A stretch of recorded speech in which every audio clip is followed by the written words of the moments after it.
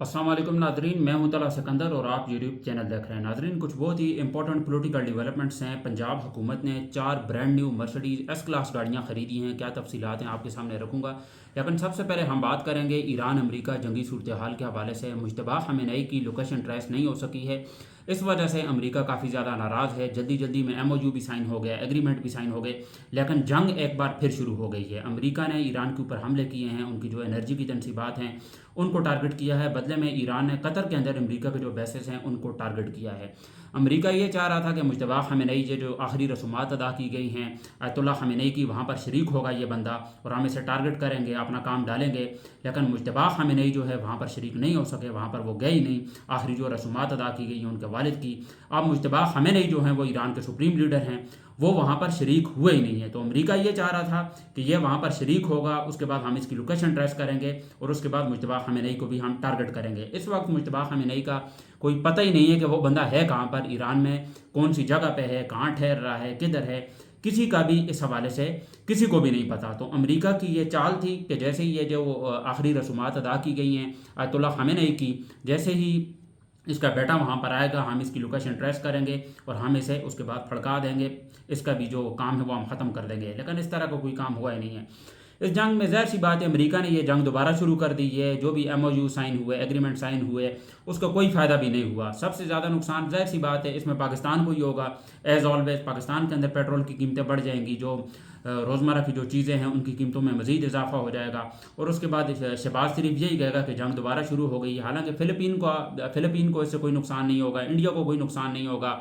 जितने भी कंट्रीज़ हैं एशिया के या बैरून मुल्क, जितने भी कंट्रीज़ हैं, किसी को भी कोई नुकसान नहीं होगा इस जंग से, माँ सिवाय पाकिस्तान के। बहरहाल अगर हम बात करें ओवरऑल, इसमें अमेरिका का भी नुकसान है, इसमें मिडल ईस्ट के जो कंट्रीज़ हैं उनका भी नुकसान है, इसमें इसराइल का भी नुकसान है, इसमें ईरान का भी है, लेकिन सबसे ज़्यादा जो नुकसान है वो पाकिस्तान का ही है। इसमें अमेरिका अपनी तरफ से इन्होंने कोशिश पूरी की है। आप तो अपने बयानात से भी ये मुकर गए हैं कि हमने रजीम चेंज करना हमारा मकसद ही नहीं था। बहरहाल चेंज तो इनका मकसद यही था कि हमने रजीम भी चेंज करनी है, हमने जो इनका न्यूक्लियर प्रोग्राम है उन्हें भी ख़त्म करना है और ईरान के ऊपर हमने जो है अपने हिसाब से हमने हुकूमत करनी है। लेकिन अमेरिका इन सारी जो उनके मकासद से वहाँ मकासद थे अमेरिका के, वो नाकाम हुए हैं। ईरान ने जिस बहादुरी के साथ लड़ा है और एक बार फिर अब जंग शुरू हो गई है। ईरान ने भी बदले में अमेरिका के जो कतर में बेसेज हैं उनको टारगेट किया है। बहरहाल इस जंग के क्या फ़ायदे और क्या नुकसान हैं, इस हवाले से इंशाल्लाह मैं एक और व्लॉग करेंगे, आपको डिटेल से बताऊँगा कि किसने किसका कितना नुकसान किया। अब बढ़ते हैं अपनी अगली खबर की जानिब, जो कि बहुत ही ज़्यादा इंपॉर्टेंट है और मैं पूछना चाहता हूँ पंजाब गवर्नमेंट से। इन्होंने 4 brand new Mercedes S class गाड़ियाँ ख़रीदी हैं और एक गाड़ी के हवाले से भी ये कहा जा रहा है कि वो कराची में वो पहुँच गई है, लैंड भी हो गई है शिप के ज़रिए। और इन गाड़ियों की खासियत ये है कि ये बुलेट प्रूफ हैं, बम प्रूफ हैं, किसी किस्म का कोई धमाका नहीं हो सकता है इनमें। क्यों ख़रीदी और बहुत ही महंगी गाड़ियाँ ख़रीदी हैं। वैसे आम आदमी ये गाड़ियाँ ख़रीद भी नहीं सकता और ये अलाउ भी नहीं करती जर्मनी की गवर्नमेंट, क्योंकि ये हेड ऑफ़ द स्टेट जो है वही ख़रीदते हैं। कोई अरबपति खरबपति कोई स्पेशल केस हो तब ये गाड़ियाँ जो है अलाउट होती हैं, अदरवाइज़ इन गाड़ियों को कोई ख़रीद भी नहीं सकता। बहरहाल ये गाड़ियाँ ख़रीदी गई हैं, बुलेट प्रूफ हैं और पंजाब गवर्नमेंट ने ये ख़रीदी हैं।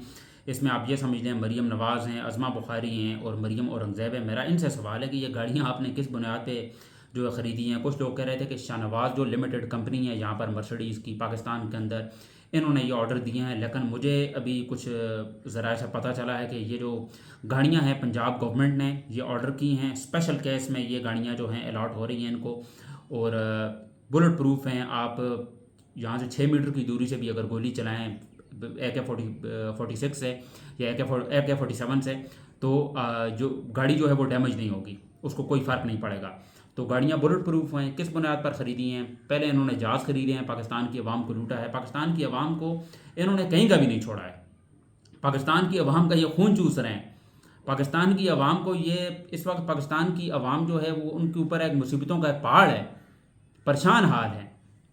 खुद ये लग्जरी लाइफ जी रहे हैं। आसिम मुनीर का भी अपना त्यारा है, वो कभी आंखें इधर करता है कभी उधर करता है, उसकी तो मुझे समझ नहीं आ रही। और यहाँ पर नीचे लोग कुछ तारीफ़ लिखते हैं कि यह कोई लेजेंडरी बंदा ही है कि इसकी नज़रें जो कैमरा भी जो है इसकी नज़रें नहीं पकड़ पा रहा, कि वहाँ पर दुआ कर रहा है। दुआ में फोकस करो यार, दुआ पे फोकस करो। आप क्या इधर उधर आप देख रहे हो? वहाँ पर भी इसे डर था कि कोई मुझे मार ना दे। मुझे पता है इसने बुलेट प्रूफ जैकेट पहनी हुई है। स्विट्ज़रलैंड दुनिया का पुरअमन तरीन मुल्क है, वहाँ पर भी जब ये गया था तो बुलेट प्रूफ जैकेट पहन के गया था ये इंसान। اس قدر بزدل انسان ہے۔ کہنے کا مقصد یہ ہے کہ پاکستان کی عوام کا اس موجودہ ہائبرڈ نظام نے جینا حرام کر کے رکھا ہوا ہے، لیکن پاکستان کی عوام کو غیرت نہیں آ رہی ہے، باہر نکلنے کی ضرورت ہے، جاگنے کی ضرورت ہے کہ پہلے جہاز خریدا ہے پنجاب گورنمنٹ نے، اب 4 برانڈ نیو ایس کلاس گاڑیاں خریدی جا رہی ہیں جو کہ بلٹ پروف ہیں، بم پروف ہیں، یہاں تک بھی لوگ کہہ رہے ہیں کہ بم پروف ہیں۔ تو اس طرح یہ کب تک چلتا رہے گا؟ آپ کا پیسہ ہے، آپ جو ہے آپ پر حق ہے ان کا، آپ اپنے حقوق کے لیے باہر نہیں نکلیں گے تو اس کے بعد یہی کریں گے۔ اس ملک میں پاکستانی تو محفوظ ہے ہی نہیں ہے، جو غیر ملکی جو خواتین ہیں ان کے ساتھ جو کچھ انہوں نے کیا ہے، اس کے بعد آپ کیسے یہ کہہ سکتے ہیں کہ پاکستان کی جو عوام ہے وہ ان سے محفوظ ہے؟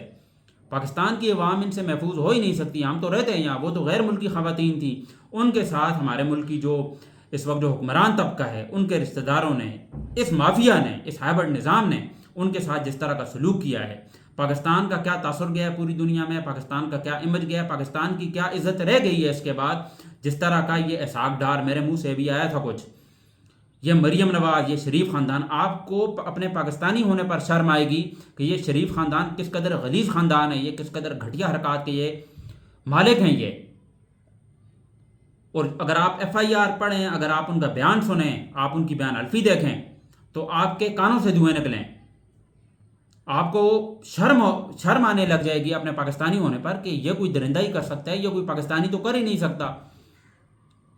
اس طرح کی گھٹیا حرکات کی گئی ہیں، ان لڑکیوں کو یرغمال بنایا، انہیں لاہور میں پروٹوکول دی ہے، بلکہ بتایا ہے، اس لڑکی نے اپنی بیان حلفی میں بتایا ہے کہ واٹس ایپ میں اس کا ایک سابقہ پرائم منسٹر کے ساتھ اس علی ڈار کا، رضا ڈار کا فوٹو تھا۔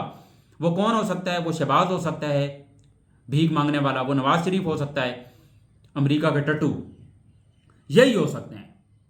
تو پروٹوکول بھی ملا، وہاں سے یہ نتھیا گلی لے کے گئے، اسلام آباد لے کے گئے، اور پھر یہ وہاں پر ان لڑکیوں کو لاہور لے کر گئے، وہاں پر یرغمال بنایا، اور جس طرح کا ظلم کیا وہ میں آپ کو لفظوں میں بیان نہیں کر سکتا۔ تو یہ کچھ امپورٹنٹ ڈیولپمنٹس تھیں جو میں نے آپ کے سامنے رکھی۔ تو ملتے ہیں آپ سے انشاءاللہ اگلے بلاگ میں، مجھے دیجیے اجازت، اللہ حافظ۔